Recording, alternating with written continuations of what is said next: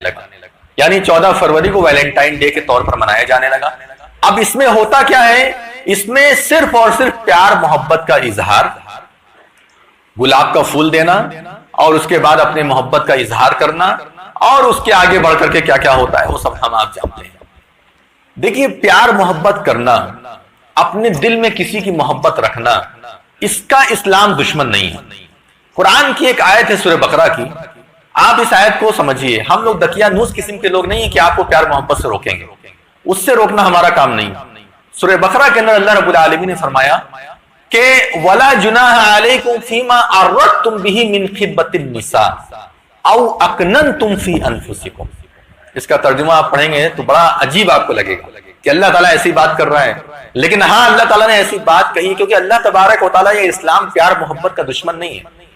کیوں پیار محبت کا دشمن ہوگا؟ اسلام تو قدم قدم پر آپ کو پیار محبت سکھاتا ہے، آپ کو صبر سکھاتا ہے، آپ کو سلام کرنا سکھاتا ہے، ایک دوسرے کو درگزری سکھاتا ہے۔ پیار محبت تو اسلام کا پہلا اور اولین درس ہے۔ کیوں پیار محبت سے نفرت کرے گا؟ لیکن ایک طریقہ ہوتا ہے۔ فرمایا اللہ رب العالمین نے قرآن میں کہ وَلَا جُنَاحَ عَلَيْكُمْ فِيمَا أَرَدْتُمْ بِهِ مِنْ خِطْبَةِ النِّسَاءِ، اگر تمہیں کوئی لڑکی کوئی عورت پسند ہے، ایسی صورت میں اگر تم اس کو خطبہ بھیج دیتے ہو۔ خطبہ اور خطبہ میں فرق ہے۔ خطبہ وہ ہے جو یہاں ہو رہا ہے، اور خطبہ کا مطلب ہوتا ہے کسی عورت کو پیغام نکاح بھیجنا، پیغام زنا نہیں، پیغام زنا، فرق کو سمجھیے گا۔ پیغام زنا کیا ہے؟ وہ دوسری چیز ہوگی، فلاں جگہ آ جاؤ، میں آ رہا ہوں، میں پہنچ رہا ہوں، وہاں پر ملیں گے، اس کے بعد آگے کا پروگرام طے کریں گے، یہ ہے پیغام زنا۔ اور پیغام نکاح کیا ہے؟ شادی آپ کرنا چاہتے ہیں کسی لڑکی سے، کسی عورت سے، آپ نے کسی لڑکی عورت کو دیکھا کہیں پر، آپ کو پسند آ گئی، اس لیے اسلام منع نہیں کرتا، ٹھیک ہے، آپ اس کو پیغام بھیج سکتے ہیں۔ او اکننتم فی انفسکم، یا اگر اس کی محبت تم ظاہر نہیں کر پا رہے ہو، اپنے دل کے اندر اگر محبت رکھ رہے ہو، تو اس میں بھی تمہیں کوئی گناہ نہیں۔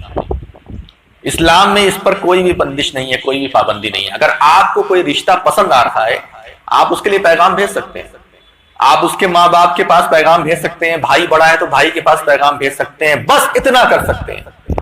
اگر ادھر سے رضامندی ہوتی ہے تو آگے نکاح کا قدم بڑھے گا، اگر رضامندی نہیں ہوتی ہے، کسی وجہ سے آپ کا پیغام نکاح رد کر دیا جاتا ہے، تو بس وہیں پر فل اسٹاپ، اب آگے کچھ نہیں کر سکتے۔ اب یہ کہ نہیں کیسے ہوا، اب تو ہم اس کو لے کر کے بھاگ جائیں گے۔ اب فیس بک ہے، واٹس ایپ ہے، کیا کیا طریقہ ہے، اس کے ذریعے سے جو ہے میسج ہو رہا ہے، اور کیا کیا ہوتا ہے، سب کچھ ہمارے معاشرے کے اندر کھلا ہوا ہے۔ یہ حرام ہے، اکیلے میں اس سے ملنا حرام ہے، اور اسی طریقے سے آگے کا کوئی بھی راستہ طے کرنا حرام ہے۔ حتیٰ کہ اگر آپ کی بات بن جاتی ہے، رشتہ قبول ہو جاتا ہے لڑکی کے گھر والوں کو، تب بھی شادی ہونے کے پہلے آپ بات نہیں کر سکتے، بات کرنا جائز نہیں ہے۔ ایک عورت کے لیے اس کی عزت اور اس کی یعنی کنوارا پن جو ہوتا ہے نا، وہ بہت بڑی دولت ہوتی ہے، لیکن زنا کے بعد وہ کنوارا پن ختم ہو جاتا ہے۔ وہ جو شرم حیا والی عورتیں ہیں نا، ان کو پتا ہے کہ ہمارا کیا چلا گیا، کیا برباد ہو گیا۔ جو دن رات جو ہے زناکاری میں مبتلا عورتیں ہیں، ان کو کیا معلوم کہ کنوارا پن ہونا کتنی بڑی عزت اور شرف کی چیز ہوتی ہے، ان کو کیا معلوم، ان کو اس بارے میں کیا خبر۔ اس لیے ان تمام چیزوں کو آپ کیسے روکیں گے؟ اگر آپ کہتے ہیں کہ صرف پردے سے روک لیں گے ہم، تو پردہ کرنے والی عورتیں اس میں ملوث نہ ہوتی۔ پردہ کرنے والی عورتیں بھی بہت زیادہ اس میں ملوث ہیں، اور ناجائز تعلقات بھی ان کے بہت ہیں۔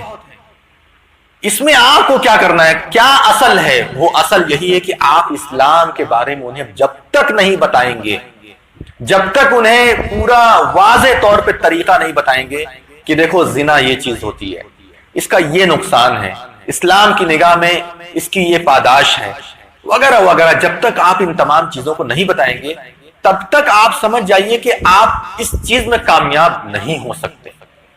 آپ کے سامنے سب کچھ ہو رہا ہے، آپ کو سب کچھ پتا چل رہا ہے، اور اس کے بعد آپ منہ بند کر کے خاموش رہیں گے، تو پھر آپ کیسے اس طرح کی چیزوں پر پابندی لگا سکتے ہیں؟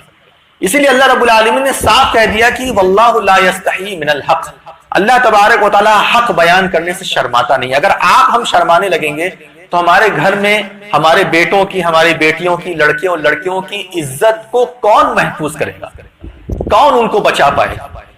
اس لیے ایک وقت آنے کے بعد، ایک مدت آنے کے بعد، ایک عمر آنے کے بعد آپ کو اس کے سامنے کھول کھول کر کے باتیں رکھ دینا چاہیے، واضح کر دینا چاہیے اور بتانا چاہیے کہ دیکھو کسی بھی صورت میں غیر سے تعلقات قائم مت کرو۔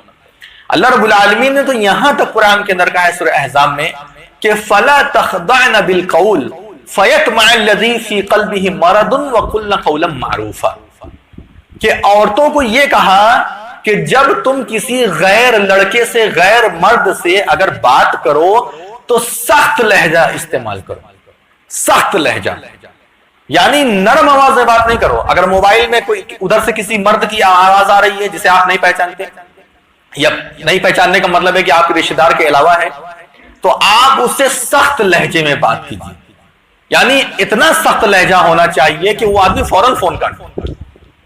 یہ قرآن کی طرف فَلَا تَخْضَعْنَ بِالْقَوْلِ فَيَطْمَعَ الَّذِي فِي قَلْبِهِ مَرَضٌ، اگر وہ نرم ہو کر کے بات کرے گی تو اس کا جو دل ہے نا سامنے والے کا، اس دل کے اندر جو روگ ہوتا ہے، جو مرض ہوتا ہے، وہ مرض والا ابھار ہو گئے اور اس کے اندر خواہش پیدا ہوگی۔ فَيَطْمَعَ الَّذِي فِي قَلْبِهِ مَرَضٌ وَقُلْنَا قَوْلًا مَعْرُوفًا، ہاں بات جو کہو وہ اچھی کہو، اچھی بات سخت لہجے میں کہنا چاہیے۔